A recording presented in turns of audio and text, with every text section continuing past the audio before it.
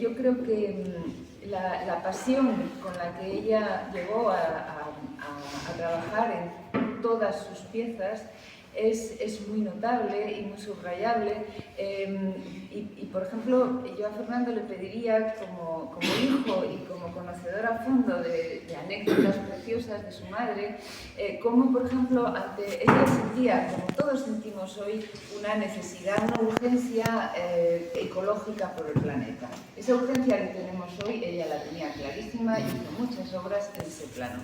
Pero, Fernando, cuéntanos qué pasaba cuando había un incendio. ¿Qué hacía tu madre? Porque del que luego naturalmente tenía una obra, pero ¿qué pasaba, por ejemplo?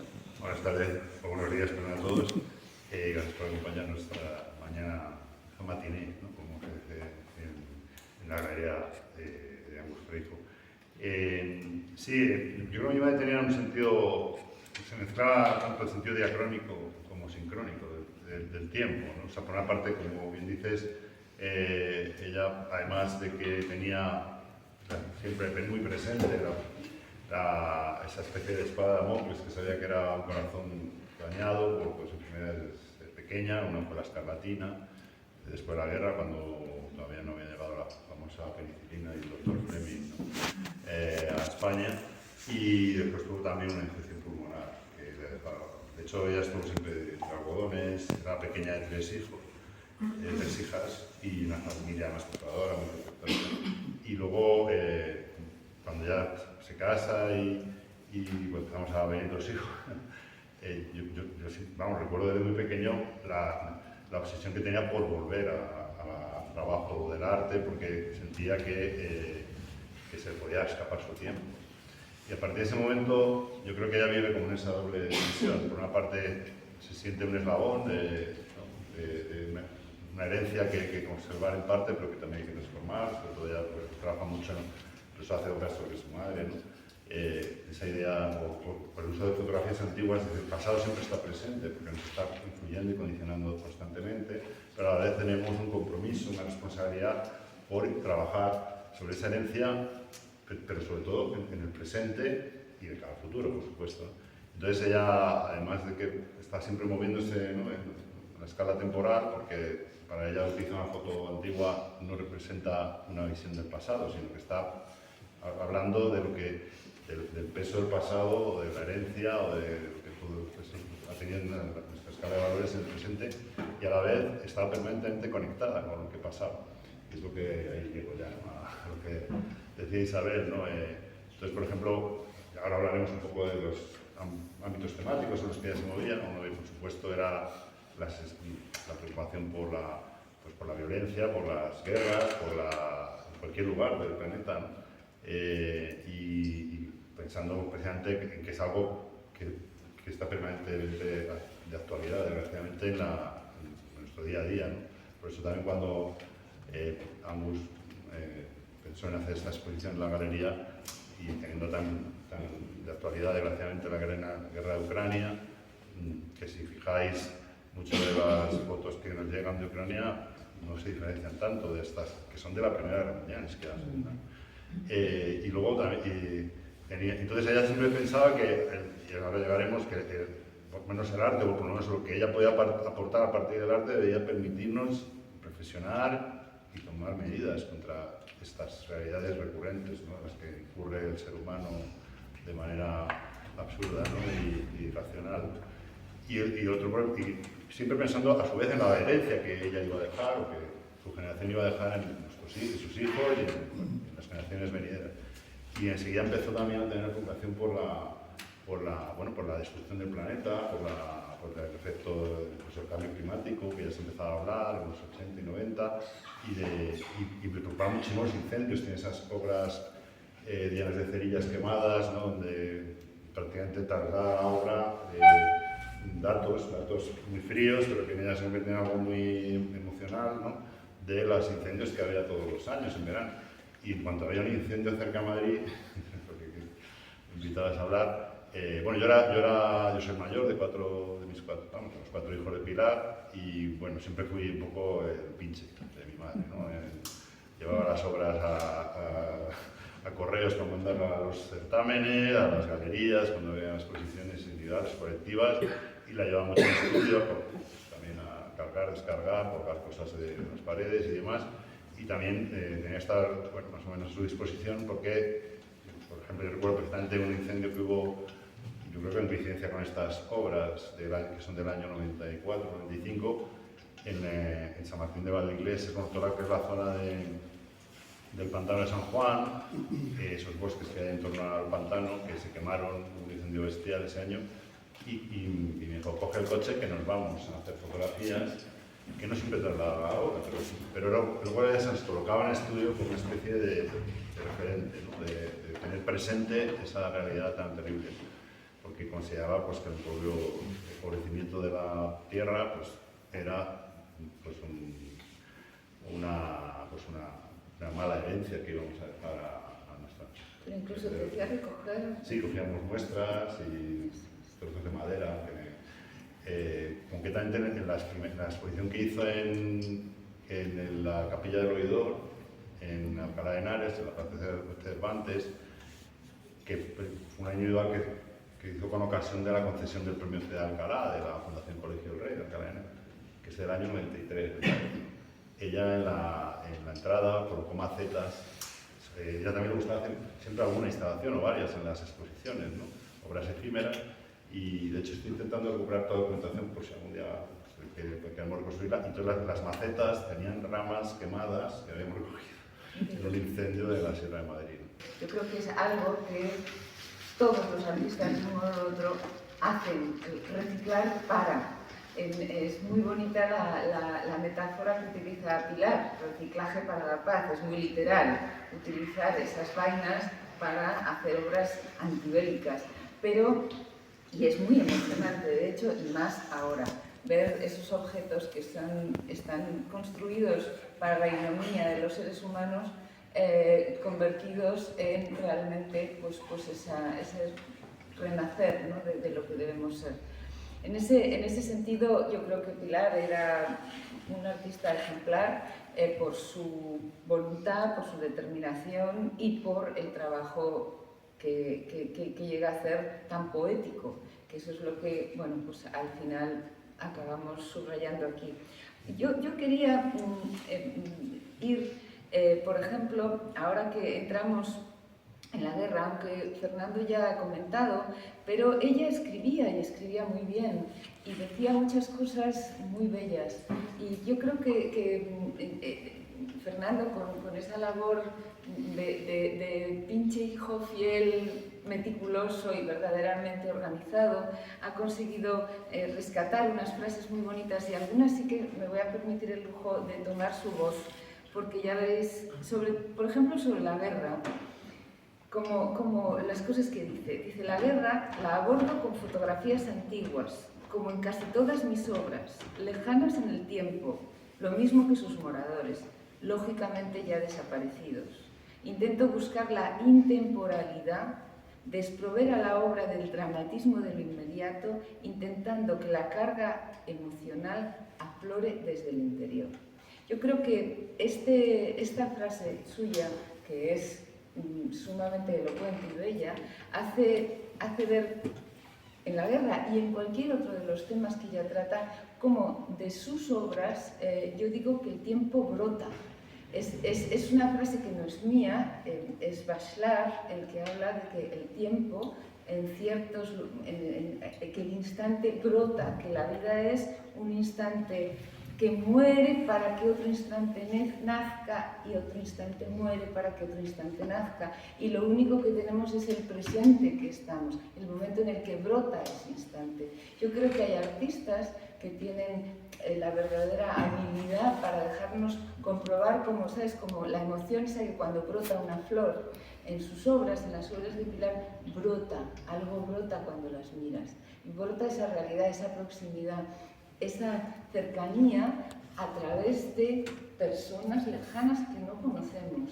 Es decir, esa actualidad que vemos en su temática y en su vida. Y para mí también en ese sentido es muy importante, como hablábamos desde el principio, del tema del tiempo. El tiempo como te marca un, oye, que estás aquí ahora. Es que es como un reloj dando las 12 todo el tiempo su obra. Es una cosa muy particular, no sé, a mí me increpa, y yo creo que a muchos de nosotros como que, pero entérate de quién eres y de dónde estás, hombre. Eso es muy difícil tenerlo ante las obras de arte, y yo creo que el caso de Pilar es importante. Sobre el tiempo, y abundando en sus palabras, dice: el tiempo ha sido una obsesión toda mi vida. He visto el tiempo de forma angustiosa y ha sido una tensión constante el depender de él de forma tan ineludible. En ese sentido, el arte me sitúa en un espacio intemporal y el tiempo en él es otra dimensión con una valoración diferente y compleja. Es algo que yo creo que define el trabajo de Pilar, pero mucho el trabajo de muchos artistas, que tiene esa particular, esa como universalidad en sus propuestas y en sus cuestiones. Yo creo que esa carga emocional que tiene Pilar también la traslada mucho a otras obras, que aquí estamos rodeados de obras de guerra, que luego en un ratito, no nos vamos a enrollar mucho, que además estáis muchos de pie, pero en un ratito nos vamos a levantar para ver un poco las obras ya en directo entre todos. Pero hay otra serie de obras que yo creo que debemos subrayar aquí para que hablen de lo mismo, pero a través de las relaciones de pareja y de las relaciones humanas. Yo creo que ahí es otra de esas claves centrales en las vidas de las personas, que Pilar actúa con ella de una forma muy determinada, y es tan bonito. Tiene obras, no sé si recordáis alguno, en la exposición de Conde Duque había, por ejemplo, entre otras, una fotografía de un matrimonio que en blanco y negro, pequeñita, un matrimonio, pues no sé, debía ser de los años 30 o una cosa así, del siglo XX, y la fotografía estaba partida en dos. Y entonces, con el papel fotográfico viejo, pues se abarquilla, y el abarquillado hacía que esa pareja estuviera ahí separada.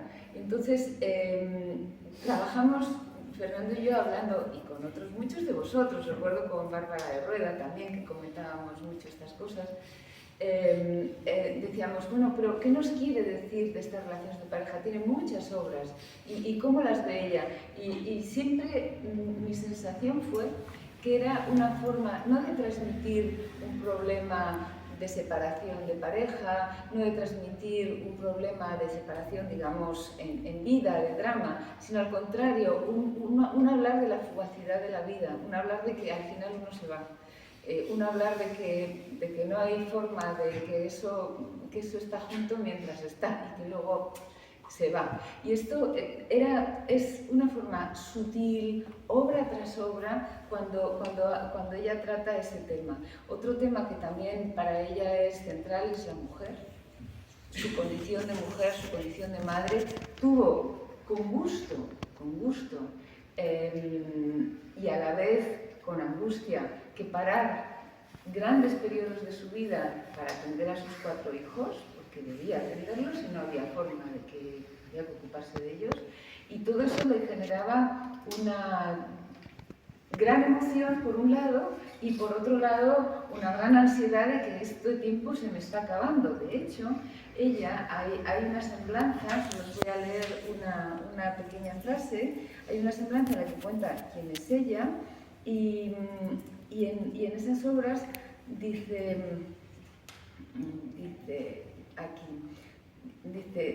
trabajo el paisaje y el retrato durante poco más de un año, me caso, habla de eso.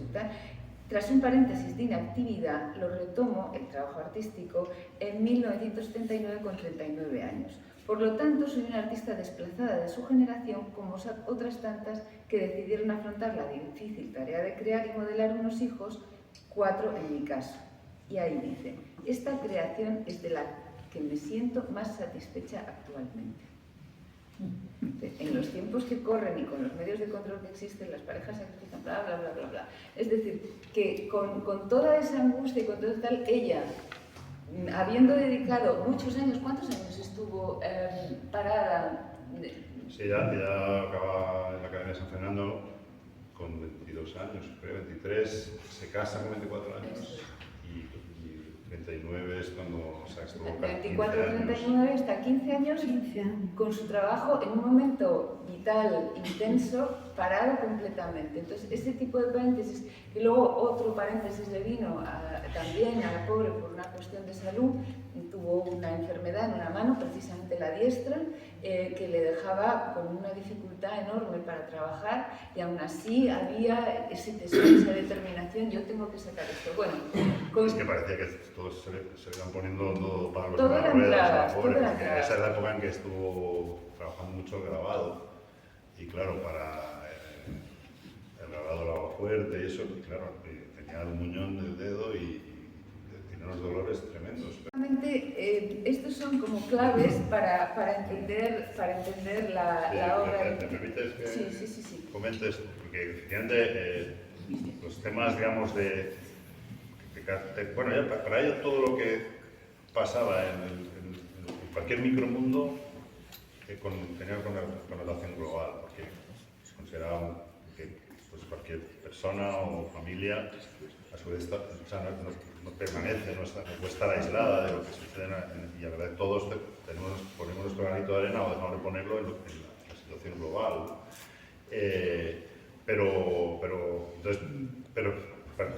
Entonces todos los temas que aborda ella, que tienen que ver con la mujer, con la pareja, con la familia incluso, que tiene mucho también que ver con esa idea que tenía ella bueno, pues de que esto es un continuo, ¿no? De que hay una transmisión generacional, ¿no? Pero sobre la que debemos de actuar, ¿no? Pues igualmente partía de su propia experiencia, como cualquier artista, como es lógico, pero ella siempre tenía ese afán de universalidad, ¿no? de plantear una reflexión.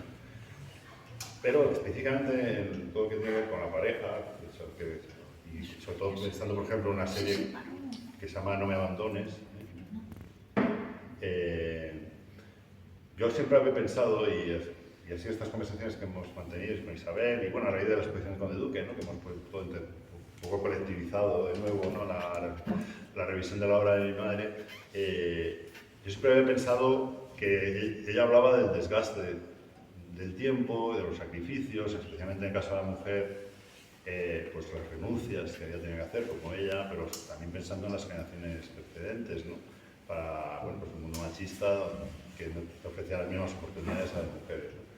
Así como sus obligaciones marcadas por las convenciones sociales, sobre todo ya que venía de una familia tan conservadora.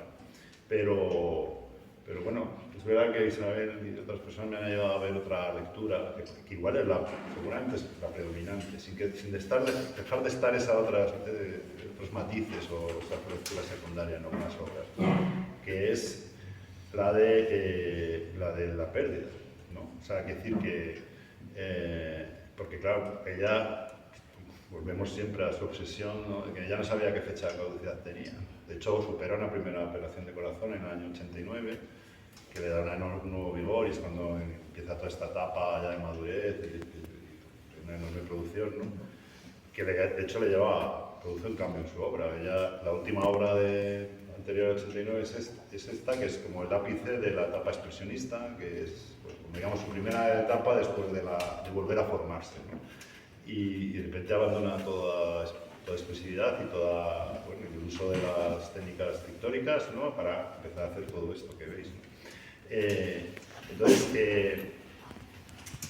Isabel y muchos de me habéis ayudado a ver eso, que realmente ella lo que está reflexionando sobre la pérdida y la ausencia, ¿no? O sea, y es coherente, porque en realidad mi madre tuvo un matrimonio feliz, o al menos hasta donde podemos discernir los hijos, ¿no?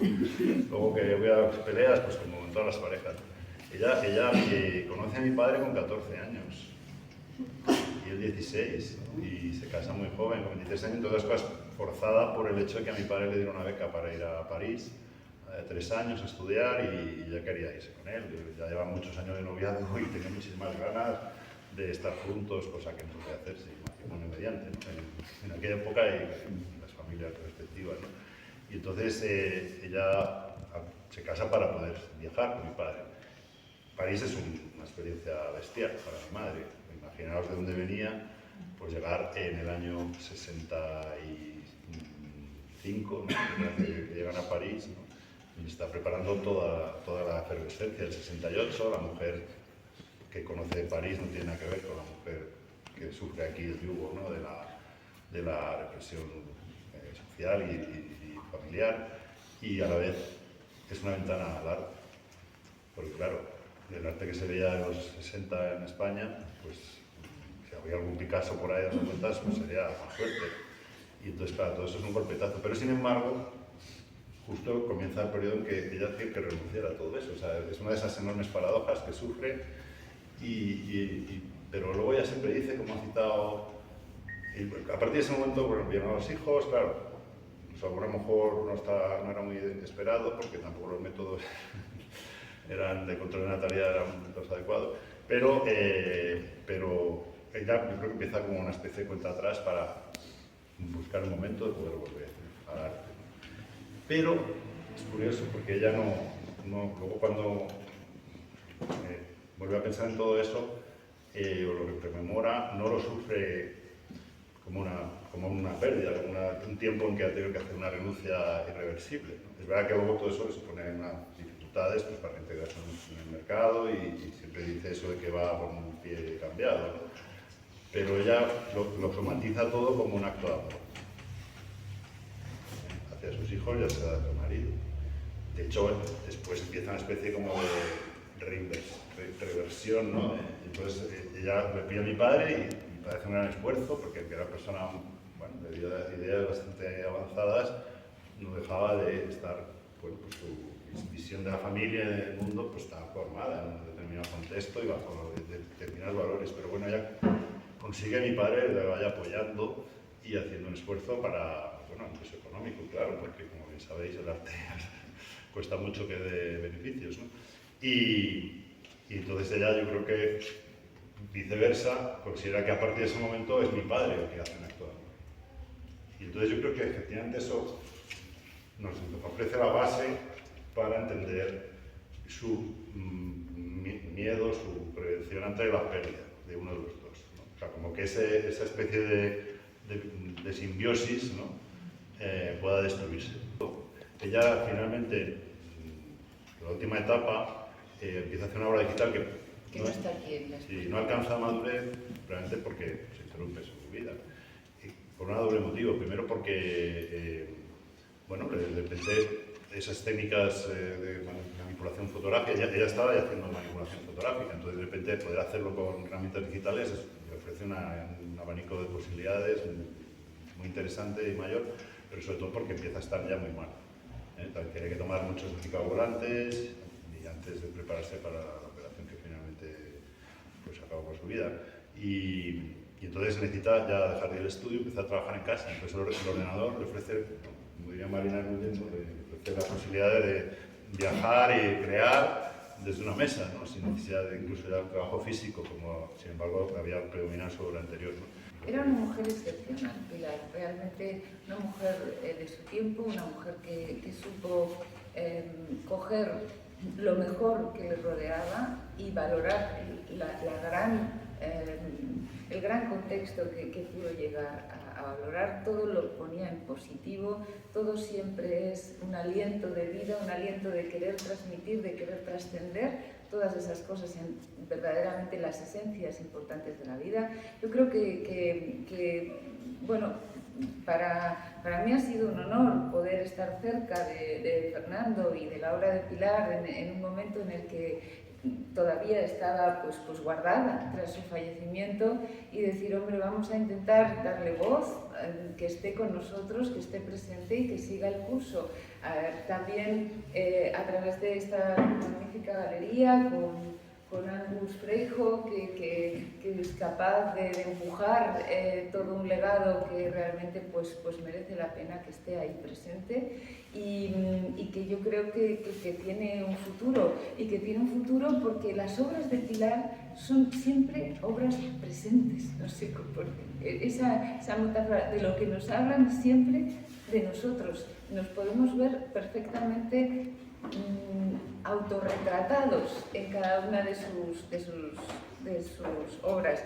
Yo, para terminar, si os parece, y antes de movernos un poco y de ver con precisión para que veáis el nivel de pulcritud y precisión que tiene las obras que hay aquí. Ahora también hay 2 obras expuestas de ellas en el Club Matador, en una exposición bellísima que ha comisariado Paco Bocanegra, que os animo mucho a verlas.